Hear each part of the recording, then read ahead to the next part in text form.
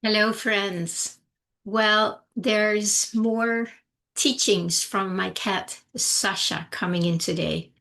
She really is my teacher on levels that are just so amazing.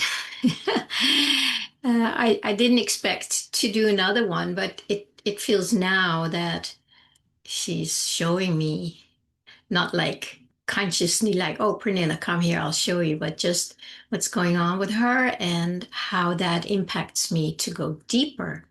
So it's very interesting and very, very sweet. So as I've shared with you, she probably is dying. I don't know how long it's going to be. It should have been 2.5 months ago, 2 months ago, but she's still here, and it's interesting what's going on. And she still likes to go down to the creek behind my house, which was a turn that it took where I realized she's actually down at the creek. I found out a few days ago, and she is almost obsessed with the creek. So again, now I know where to go where I can't when I can't find her, and then she's, I have to walk around, but luckily as soon as I call her, she answers me, and then she comes. And so what I yesterday, it was so bizarre. I walked down to the creek, which is, very steep. I don't know how she does it. And then she walked along the creek where there is a little bit of sand and rocks, and she wasn't there, so I kept walking, and then I saw her on there's these rocks going into the creek halfway in. She was sitting on these rocks in the water. It was like, what? And so I called her, and she came back very carefully, walking back, and was very happy to see me. It was very sweet. And then we walked back, and I brought her back in. And as soon as I bring her up, and she eats something, she's just like beelining it back to the creek. There's just something about the water because she has some kidney stuff going on, probably kidney failure, but who knows. And anyway, so she's down there again. And this time I just hung out with her to just find out what's actually going on. What is she doing? And the same this morning. So what I'm so she goes, walks out on these slippery, smaller rocks that are barely on top of the water. They're mostly under. And then she goes out as far as she can, and then she would just stand there on a rock. It's really bizarre. And she's also meowing as if she's meowing to the water. So I started getting in kind of an intuition that, she really needs more water. So I found somebody today on a Sunday, out of all places or out of all times, that somebody who came to my house to give her subcutaneous fluids. And normally you can't find somebody on Sundays. But again, I go inside and I just like, she needs fluids. What do I do? And then somebody came to mind. That's a whole different story. I actually don't even know her, but I had some interaction with her cat a while ago. I actually reunited her with her cat. It was an incredible story, too. Um, I normally don't have all these miracle stories, but anyway, so I texted her and asked if she knew somebody who could do that on a Sunday, and she did, and she came out, and Sasha got some fluids today, which is probably going to help her. But I go down to the creek with her, and I spent a lot of time with Sasha the last several weeks, especially the last few days, and it is really amazing because she's just going down. She's just sitting there. She's talking to the water. Don't know what the communication is, if it's good or bad, but there's communication going on. And she's, going into the water a little bit and drinking the water. And then she just hangs out. And I'm just being with her because I don't want her to go out there and slip and then fall in the water. It's not very deep, but still. So I spent a lot of time with her the last few days down at the creek. And, the mind goes like, you should do your videos, or there were a lot of things I had to do yesterday, but I just had to let it go. I just had to let go because I just needed to be there with her. And when I finally let go of that, you have to do or fear, all this stuff that I've been talking about, and it gets easier to really sink in here and kind of stay there and make that my new home, my new abiding place. And just being with Sasha, who's just so here. She's just hanging out. You know how animals are. They live in that space naturally. But when I hang out with Sasha, it's like I'm being invited into that space with her, the field.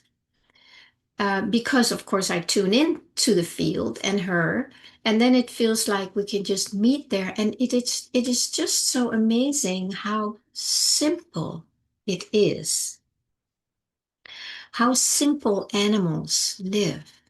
They don't have all that stuff that we do. So just for me to spend more time with her because I had to. Normally, we don't do that, right? I mean, when we have, let's say, those who have horses, of course, you spend a lot of time, but just to hang out with them without any uh, intent, any goal, any something that you have to do, but just being with them.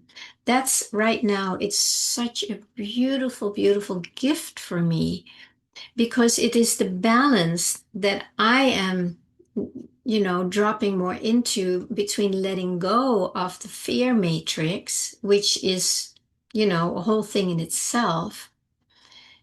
But the most important thing is that we have a place to drop into the heart, as I've talked about, as I'm sure you've heard other places, and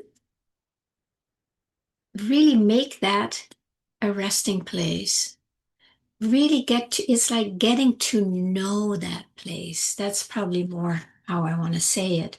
When I go here, there's this opening, like what is this? What is the field? What is heaven on earth? What is the divine kingdom? Whatever words resonate with you. What is that? So it's coming in there and being quiet enough to start paying attention to the details or the nuances or um yeah, just the being in there. And for me, maybe different for you, noticing how this is doing everything it can to pull me out. I've had a pretty wired nervous system my whole life, so I know that it just takes time, and then you go deeper and deeper. So this may not be for everybody. So if it doesn't resonate with you, that's totally fine. If it does, you might notice that, when you go there, that there is this zzz that wants my attention. And in that, I'm just noticing what it is in me that engages in that. And why, not as a mind question why, but like, what is that in here that goes up and engage with this static? Because that's really what it is. And just being present with that part that rises up to meet it. I don't need to know the why or what, but I just be present and noticing there is a part of me that is rising up to meet the static. And I'm not interested in that, but I can be present with that part without trying to change it or get rid of it or make it wrong or whatever. I can just be present with the experience of something rising to meet the static. And then things change because then it is conscious. And then I have a choice. And then the choice is always, for me, it seems to be, at least for now, is to be present in my heart and the field because it's really one thing. It just feels like the heart is the doorway, right? The portal to the field. And then we realized there is no doorway. It was never there. It was just in the mind. But that is what is so beautiful in just being with my cat and noticing, how the matrix, the hypnotic suggestions want to pull or yeah, what my attention and bring it up and then pull me out and stay in there. And it's as if, no, I have to be here. I have to engage in this. And I think that's what a lot of us can relate to, right? That's a sense of anxiety or fear that it's almost like it demands our attention. And that is a very tricky one because it's kind of, underneath it all, it's not something you notice right away. But because I'm really in this process of letting go of it, I can just see so many details.